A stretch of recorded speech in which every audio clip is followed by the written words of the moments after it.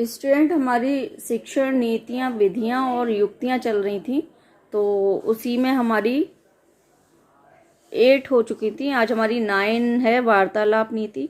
तो इसमें ज़्यादा कुछ है नहीं समझाने लायक। आप लोग की समझ में आता ही होगा कि वार्तालाप नीति कौन सी होती है, जो कि क्लास में टीचर स्टूडेंट के मध्य होती है, इसका यूज़ होता है। तो इसमें मुझे नहीं लगता कि कुछ ज़्यादा समझाने लायक है। थोड़ा बहुत बता देती हूँ मैं, जिससे मैं इस टॉपिक को जल्दी ख़त्म करना चाहती हूँ, क्योंकि हम आगे जो ज़रूरी है वो देखें। ये बस आपको जानना ज़रूरी है, इसलिए मैं आपको करा रही हूँ। बाकी इसमें से क्वेश्चन आते नहीं हैं। चलिए देखते हैं इसमें वार्तालाप नीति। थोड़ा सा हम इसमें देखेंगे जो ज़रूरी है, बाकी इसके बारे में सब जानते ही होंगे। ये ली के अनुसार वार्तालाप शैक्षिक समूह क्रिया है। मैंने बताया ना, ये क्लास में छात्र और टीचर के बीच में ये क्रिया होती है, तो ये शैक्षिक समूह क्रिया है। इसमें छात्र सहयोग पूर्वक एक दूसरे से किसी समस्या पर विचार करते हैं। ये आपकी समझ आई गई होगी। Discussion is an educational group activity in which the teacher and the students cooperatively talk over some problem और टॉपिक। आपकी समझ में आ गई होगी कि ये कैसी नीति है और किस तरह से होती है। तो मैंने जैसे कि आपको पहले भी बताया कि एक क्लास में एक टीचर और स्टूडेंट्स के बीच में होती है। इसका यूज़ उन्हीं टीचर और स्टूडेंट्स के बीच में होता है। वार्तालाप, डिस्कशन करना, आप जानते ही होंगे सब लोग, तो इसके बारे में कुछ ज़्यादा समझाने लायक है नहीं। आगे चलते हैं। इस नीति में कोई एक विषय ले लिया जाता है और शिक्षक उस विषय पर छात्रों को वार्तालाप या वाद विवाद करने के लिए प्रेरित करता है। यह नीति शिक्षण एवं छात्र में अंतर प्रक्रिया के अवसर बढ़ाती है। इस विधि की सफलता के लिए आवश्यक है कि छात्रों को अपने विचार प्रकट करने की स्वतंत्रता होनी चाहिए। एक मिनट, इसे हटा देते हैं। वार्तालाप नीति में सभी छात्रों को बोलने के लिए प्रेरित किया जाना चाहिए, किंतु शिक्षक एक निरीक्षक तथा निर्देशक के रूप में काम करता रहता है। वार्तालाप नीतियाँ 3 प्रकार की होती हैं। कौन कौन सी, जल्दी जल्दी देख लेते हैं। 3 प्रकार की नीतियाँ: औपचारिक, अनौपचारिक और संरचनाकृत। और ये संरचनाकृत में भी इसके 3 भाग हैं। तो देखिए, बज वार्तालाप, सार्थक संरचनाकृत, सामान्य वार्तालाप और शिक्षण बिंदुओं पर सामूहिक वार्तालाप। तो इनके बारे में समझाऊं या नहीं, समझ नहीं आ रहा, क्योंकि चलिए देखते हैं। अगर लगेगा तो समझा दूंगी, नहीं तो आगे चलते हैं जल्दी जल्दी। औपचारिक वार्तालाप, इसे देख लेते हैं। पूर्व निर्धारित कार्यक्रमों तथा उद्देश्यों की प्राप्ति हेतु औपचारिक वार्तालाप का प्रयोग किया जाता है। इस प्रकार के वार्तालाप के अपने निर्धारित नियम तथा सिद्धांत होते हैं। It is a formal discussion controlled by the teacher through question and answer. तो ये जो होती है, ये टीचर इसे कंट्रोल करके चलता है। किसके द्वारा? प्रश्न और उत्तर पूछकर। ठीक है, आगे चलते हैं। यह शिक्षक और छात्रों के मध्य होता है। अनौपचारिक वार्तालाप, इसमें निर्धारित नियम तथा सिद्धांतों का प्रयोग नहीं होता है। दूसरे शब्दों में, अनौपचारिक वार्तालाप में भाग लेने वाले किसी भी नियम से नहीं बंधे होते। It is a informal voluntary participation under guidance. यह शिक्षक तथा छात्रों एवं छात्र के मध्य हो सकता है। तो ये अनौपचारिक वार्तालाप है। बज वार्तालाप, these are short structured purposeful buzz session with small groups followed by reporting to the whole class on some specific question. इसका क्या है, ये किस तरह का वार्तालाप होता है? ये एक, इसका स्ट्रक्चर जो होता है, ढांचा, वो शॉर्ट होता है। इसका एक पर्पस होता है। बज यानी कि बज का मतलब होता है, जो आपने देखा होगा मक्खियाँ होती हैं या भन भनाना, एक तरह से जो भुन भुन भुन की आवाज़ होती है, उस तरह की ऐसा सेशन होता है स्मॉल ग्रुप का, जो कि पूरी क्लास के द्वारा इसे क्लास के द्वारा क्लास इसे रिपोर्ट करती है, यानी कि कुछ विशिष्ट प्रश्न तैयार किए जाते हैं, उनके द्वारा इसको सेशन को कंप्लीट किया जाता है, वार्तालाप को कंप्लीट किया जाता है। मतलब एक छोटा ग्रुप तैयार किया जाता है और उनके लिए कुछ विशिष्ट प्रश्न उत्तर तैयार किए जाते हैं। इसका ढांचा होता है वो भी शॉर्ट होता है, इसका एक पर्पस होता है, उद्देश्य होता है। ये उस तरह का वार्तालाप है जिसे हम बज वार्तालाप के नाम से जानते हैं। बज का मतलब यहाँ पे वही है, बज जो भुनभुनाना, एक तरह से जो इतने क्लास में इतने सारे बच्चे होते हैं तो होती है ना साउंड, कुछ बुन बुन बुन बुन चलती रहती, कुछ उस तरह का। और मैं एक्सप्लेन कर दूंगी अभी आगे। आगे चलते हैं हम लोग। दूसरा है सार्थक संरचनाकृत सामान्य वार्तालाप। ये जैसा कि नाम से ही पता चल रहा है सामान्य वार्तालाप, तो इसमें क्या होता है, these are purposeful structured group discussion followed by reporting to the whole class and followed by general discussion. इसका भी ये भी ऐसे ही होता है, इनका भी एक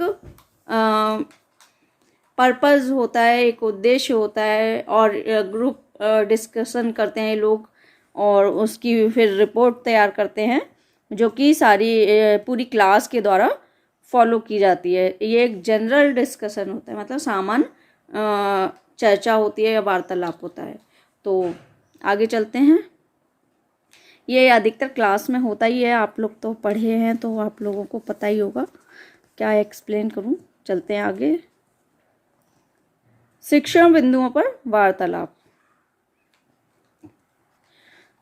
this is a group discussion with definite point of discussion. वार्तालाप नीति के माध्यम से छात्रों के व्यवहार, उनके संप्रेषण, अभिवृत्तियों, मूल्यों, सामाजिक विकास आदि में वांछित परिवर्तन लाया जाता है। आगे देखते हैं वार्तालाप विधि की विशेषताएं। चलिए जल्दी से देखते हैं। इसमें गलत उपागमों को अनुत्साहित किया जाता है, छात्रों में आत्मविश्वास जागृत होता है, छात्रों की अभिवृत्ति के विकास में सहायक है, छात्रों को ध्यानपूर्वक सुनने और उचित उत्तर देने के लिए प्रेरित करती है, शिक्षक तथा छात्र परस्पर निकट आते हैं और एक दूसरे को भली भांति समझते हैं। ये छात्रों को सक्रिय बनाती है, छात्रों की सृजनात्मक विशेषताओं को बढ़ाती है। यह जनतांत्रिक नीति है, इसमें सामाजिक अधिगम के अधिक अवसर प्राप्त होते हैं, इसमें ज्ञानात्मक तथा भावात्मक पक्षों के उच्च उद्देश्यों को प्राप्त किया जा सकता है, इससे तर्क शक्ति बढ़ती है, ज्ञान बढ़ता है तथा अपनी बात कहने का कौशल विकसित होता है। वार्तालाप की सीमाएं। सभी छात्र सामान्य रूप से बोल नहीं पाते, छात्रों में कभी कभी ईर्ष्या तथा स्पर्धा जगह देती है, छात्र कभी कभी विषय से काफ़ी दूर चले जाते हैं, अनावश्यक आलोचना या बाल की खाल निकालने वाले लोग इसके उद्देश्य को नष्ट कर सकते हैं। वार्तालाप के लिए सुझाव। इसके लिए सुझाव क्या दिए हैं जल्दी से देख लेते हैं। सभी छात्रों को बोलने के लिए समान अवसर प्रदान किए जाएं, ना बोलने वाले छात्रों को आगे लगाया जाए, छात्रों को विचारोत्तेजक प्रश्न पूछ पूछ कर वार्तालाप के लिए तैयार करना चाहिए। वार्तालाप का प्रकरण पारस्परिक विचार विनिमय से तय करना चाहिए। केवल रचनात्मक एवं सार्थक आलोचनाओं को बढ़ावा दिया जाना चाहिए। जहाँ तक हो सके विवादास्पद विषयों की उपेक्षा करनी चाहिए। शिक्षक को सक्रिय नियंत्रक का कार्य करना चाहिए। वार्तालाप सदैव सार्थक तथा उद्देश्य युक्त होना चाहिए। तो ये हमारी वार्तालाप नीति थी। और ये 10 वाली देखते हैं कितनी बड़ी है। 10 वाली छोटी सी है वैसे तो, इसे भी जल्दी से कर लेते हैं क्योंकि बहुत ज़्यादा ही समीक्षा नीति जल्दी जल्दी देखें। चलिए देख लेते जल्दी से, क्योंकि इनमें समझाने वाली चीज़ें हैं नहीं तो इन्हें जल्दी जल्दी देखते हैं। समीक्षा नीति। रिव्यू को हिंदी में पुनरावलोकन या समीक्षा भी कहा जाता है। ज़्यादातर लोग समीक्षा के नाम से नहीं जानते होंगे, तो रिव्यू आप लोग देख लीजिएगा, इसमें दिया हुआ है। इसका मतलब फिर से अपने विचार करने, तथ्यों को स्मरण करने, उनकी समीक्षा करने तथा महत्वपूर्ण निष्कर्षों पर पहुंचने से है। रिव्यू के माध्यम से शिक्षक अपने पाठ को तैयार कर पुनः प्रमुख बिंदुओं पर विचार करता है और यह जानने का प्रयास करता है कि कौन सा प्रकरण छात्रों के लिए अधिक उपयोगी है, कितने पाठ पढ़ा दिए गए हैं और कितने शेष रह गए हैं। रिव्यू शिक्षक को यह भी बताता है कि उसके शिक्षण में क्या क्या दोष हैं और उन्हें कैसे सुधारा जा सकता है। ये इन्होंने लॉरेंस ओर्डैंग ने ये एक डेफिनेशन दी हुई है, देख लीजिएगा जिसे देखनी हो। चलिए आगे देखते हैं जल्दी से। रिव्यू को कितने भागों में बांटा गया है, तो ये देखिए इसमें दिया हुआ है। मौखिक रिव्यू, लिखित रिव्यू, समस्या रिव्यू और सामान्य रिव्यू, ये 4 हैं, देख लीजिए। आगे इसकी रिव्यू की विशेषताएं देख लेते हैं जल्दी जल्दी। उच्च कक्षाओं के लिए प्रभावकारी है, इसके माध्यम से शिक्षक अपने उद्देश्य प्राप्ति में सफल हो जाते हैं। यह ज्ञान को स्थायी बनाने में सहायक है। इसमें अनौपचारिकता ज़्यादा रहती है। किसी भी तथ्य की समीक्षा की जा सकती है। छात्र और शिक्षक दोनों ही सक्रिय रहते हैं। छात्रों में विश्लेषण संश्लेषण की क्षमताओं का विकास होता है। छात्रों को पुस्तकालय में पढ़ने की आदत विकसित होती है। शोध कार्यों में अत्यंत उपयोगी है। छात्र स्वतंत्र रूप से पढ़ने लगते हैं। आंतरिक मूल्यांकन में उपयोगी है। ये इसकी विशेषताएं हैं। समझ लीजिए, ज़्यादा डीपली समझने की ज़रूरत नहीं है, बस समझ लीजिए थोड़ा बहुत, जिससे आपको इसके बारे में नॉलेज हो। आगे है सीमाएं। कुछ कक्षाओं में अनुपयोगी है, समय ज़्यादा लगता है। शिक्षक के निर्देशन पर छात्र निर्भर रहते हैं। सभी प्रकार की मानसिक योग्यता वाली कक्षा के लिए अपेक्षाकृत कम उपयोगी है। इसके लिए सुझाव दिए हैं। छात्रों को योग्यता अनुसार रिव्यू के विभिन्न प्रकरण दिए जाएं। रिव्यू का समय भी निश्चित होना चाहिए। रिव्यू के उद्देश्य निश्चित किए जाने चाहिए कि रिव्यू क्यों दिया जा रहा है। ये इसके सुझाव हैं। ये इसके सुझाव हैं, ये इसकी सीमाएं हैं, ये इसके विशेषताएं हैं और ये इसके भाग। समीक्षा नीति समझाने लायक कुछ समझ नहीं आया, मुझे समझना हो तो आप लोग बताएं। रिव्यू के लिए पाठ्य वस्तु प्रकरण देते समय ग्रंथों की प्राप्ति भी ध्यान में रखनी चाहिए। रिव्यू छात्रों के कार्यों का भी किया जाना चाहिए। साथ ही शिक्षक के कार्यों का रिव्यू होना चाहिए। ये हमारी समीक्षा नीति हो गई। अब हम 11 देखेंगे और मैंने ज़्यादा समझाया नहीं, इसीलिए किसी को समझना हो तो बता दीजिएगा। और जल्दी जल्दी मैंने आज ये कराया है क्योंकि इसमें से क्वेश्चन ज़्यादा आते नहीं है। समझने के लिए बार बार बता रही हूँ, मैं समझने के लिए बस ये बता रही हूँ। और थोड़ी सी मेरी आज ना आँख में प्रॉब्लम हो रही थी, तो बस थोड़ा पढ़ने में भी मुझे दिक्कत आ रही थी।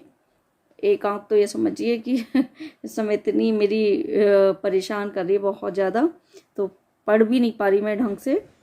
इसीलिए मैंने जल्दी जल्दी जो समझ आया वो बस बता दिया है। और जब भी मैं नेक्स्ट वीडियो अपलोड करूँगी तो उसमें मैं, अगर मुझे लगेगा कि ये मैंने नहीं समझाया और समझाने लायक है, तो मैं दोबारा से उसे एक्सप्लेन कर दूँगी। लेकिन इस समय मैं ज़्यादा अच्छे से एक्सप्लेन भी नहीं की, जल्दी जल्दी बस बता दिया है मैंने।